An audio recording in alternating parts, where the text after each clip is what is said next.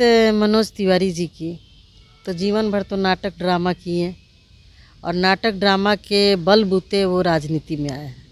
किसी भी राजनेता को इस तरह की ओछी बात बोलना शोभा नहीं देता है। आप दूसरे पार्टी में क्या होगा नहीं होगा, प्रधानमंत्री कोई गिफ्ट में मिलता नहीं है। जब जनता उसको बहुमत देती है तो प्रधानमंत्री बनते हैं, ये माननीय खड़गे जी ने भी कहा है। और जब जिसको जनता बहुमत देकर के चुनती है तो डम्मी का सवाल कहाँ है। डम्मी तो वो लोग बनाते हैं कि उन लोग के मोदी जी के इशारा पर वो लोग काम करते हैं। नमस्कार, मेरा नाम प्रेम है और आप लाइव स्ट्रीम देख रहे हैं। देखिए, इंडिया गठबंधन की बैठक संपन्न हो गई। चर्चाएं नीतीश कुमार को लेकर था, पर जो चर्चाओं को बाजार रहा वो ठंडा हो गया, क्योंकि न तो नीतीश कुमार को प्रधानमंत्री का नाम का घोषणा किया गया और न ही उनको कन्वेनर बनाया गया, पर नाम आया मल्लिकार्जुन खड़गे के, जो कि कांग्रेस के राष्ट्रीय अध्यक्ष हैं। इस पर भी सियासत तेज हो गया। बीजेपी के सांसद हैं मनोज तिवारी, कर रहे हैं खड़गे हैं डमी, चलाएंगे तो मम्मी। बात करने के लिए हमारे साथ कांग्रेस के कद्दावर नेता है, महिला विधायक है प्रतिमा जी। कैसे देखते हैं इन बयानों को? देखिए, सबसे बड़ी बात है कि माननीय खड़गे जी कांग्रेस पार्टी के राष्ट्रीय अध्यक्ष हैं। वो ज़मीन से जुड़े हुए एक राजनेता हैं और सबसे बड़ी बात है कि वो दलित समाज से आते हैं। और रही बात मनोज तिवारी जी की, तो जीवन भर तो नाटक ड्रामा किए और नाटक ड्रामा के बलबूते वो राजनीति में आए हैं। किसी भी राजनेता को इस तरह की ओछी बात बोलना शोभा नहीं देता है। आप दूसरे पार्टी में क्या होगा नहीं होगा, प्रधानमंत्री कोई गिफ्ट में मिलता नहीं है। जब जनता उसको बहुमत देती है तो प्रधानमंत्री बनते हैं, ये माननीय खड़गे जी ने भी कहा है।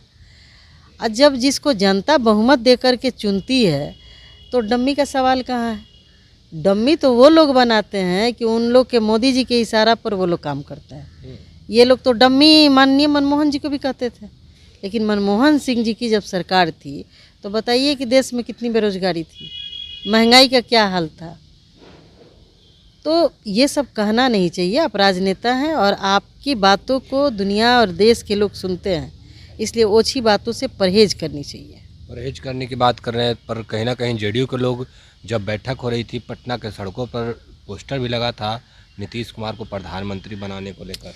देखिए, अब कोई भी व्यक्ति, किसी पार्टी का वर्कर जो होता है, उसकी हार्दिक इच्छा होती है कि हमारे जो नेता हैं, जिसको हम अपना नेता मानते हैं, हमारे नेता राजनीति के शीर्ष पे जाए। तो ये मानना और चाहना ये कोई बुरी बात नहीं है।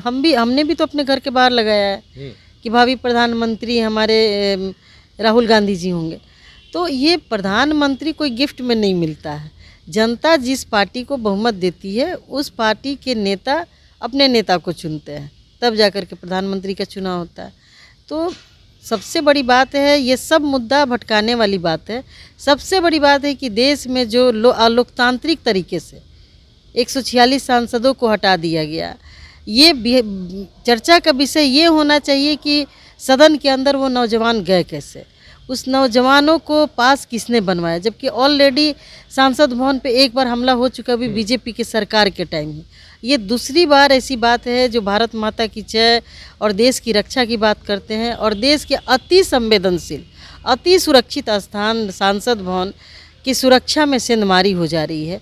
इस पे चर्चा ना करके जब उस पर सवाल किया जाता है तो वैसे माननीय सांसदों को अलोकतांत्रिक तरीके से उनको बाहर कर दिया जाता है, जो कि कतई उचित नहीं है। और ये 146 सांसद नहीं है, ये करीब करोड़ों जनता के प्रतिनिधि हैं और आपने करोड़ों जनता को सवाल से वंचित कर दिया है। नहीं कह रहे हैं कि आप लोग हल्ला हंगामा कर रहे थे, विपक्ष के लोग तख्ती दिखा रहे थे, तो ये तो सबसे बड़ी बात है कि नहीं, लोकतंत्र के मंदिर में उचित क्या है नहीं है ये बीजेपी तय नहीं ना करेगी, ये बीजेपी तय नहीं करेगी। चूँकि तो स्पीकर आदेश देखिए, हमने तो कहा ना कि मैं किसी पर टिक्का टिप्पणी नहीं करूँगी, लेकिन जिस तरीके से बीजेपी सभी संवैधानिक संस्थान और संवैधानिक पदों को हाईजैक करके रखा है और जो मर्जी वो करवा रहे हैं, क्या सांसद को ये सवाल करने का अधिकार नहीं है कि सदन के अंदर वो नौजवान कैसे चले आए?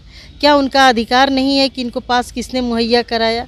ये अधिकार नहीं है। यदि वो स्प्रे कहीं कोई ख़तरनाक पदार्थ होता और किसी को उससे एलर्जी होती, किसी माननीय सांसद की जान चली जाती, तो क्या ये सवाल नहीं किया जाएगा? तो ये सवाल करना गलत है क्या? ये लोकतंत्र है, राजतंत्र नहीं है। और इस लोकतंत्र को हासिल करने के लिए देश के सभी जाति धर्म के लोगों ने अपनी कुर्बानी दी है। तो आप जिस चीज़ के लिए ये आज़ादी मिली है, अंग्रेज़ों से हमने आज़ादी को छीना है लड़ कर के। माननीय हमारे जितने भी हमारे समाज के जो नेता हैं, उसमें गांधी जी हैं, पंडित जवाहरलाल नेहरू हैं, बाबा साहब भीमराव अंबेडकर हैं, मौलाना मजहरुल हक है, मौलाना अब्दुल कलाम है। ये तमाम लोग हैं, सभी जाति धर्म के लोग हैं, जिन्होंने देश की आज़ादी के लिए तन मन धन, मोतीलाल नेहरू जी हैं। तो कोई ऐसा नहीं है, सरोजनी नायडू जी, महिला पुरुष जात पात से ऊपर उठ करके, सरदार वल्लभ भाई पटेल, इन सभी लोगों ने देश की आज़ादी और एकता अखंडता के लिए अपनी कुर्बानी दी है और अपना सारा जीवन समर्पित कर दिया है। उसके बावजूद आप इस तरीके का माहौल संसद के अंदर बना के रखे हैं।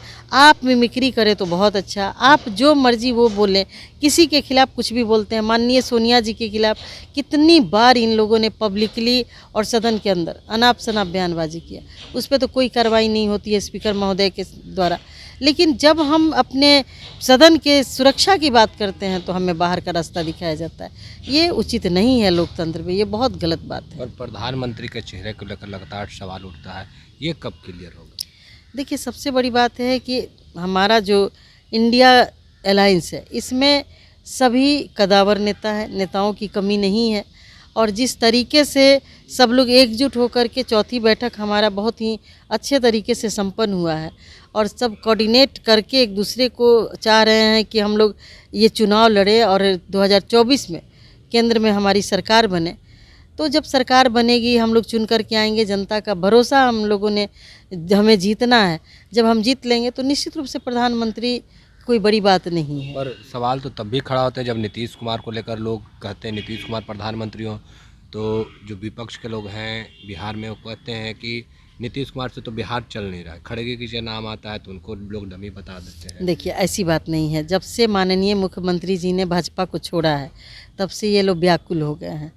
इनका दिन का चैन और रात की नींद हराम हो गई है। ये तो 24 का इलेक्शन लेकर के परेशान है कि अब मनोज क्या होने तिवारी वाला का है। बयान सुना तो आपने? मैंने सुना, वही तो मैं कह रही हूँ कि एक राष्ट्रीय नेता को इस तरह की ओछी बयानबाजी से बचना चाहिए। और मुझे लगता है कि उम्र में, पद में और अनुभव में माननीय खड़गे जी कहीं तिवारी जी से बहुत बड़े हैं और उनका इस तरह का बयान एक मनुवादी सोच के नेता का बयान लगता है, जो दलित नेता पर इस तरह का टिप्पणी किया है उन्होंने। तो चलिए, क्या कुछ करे थी आपने सुना है। बाकी की तमाम खबरों के लिए बने रहे लाइव के साथ।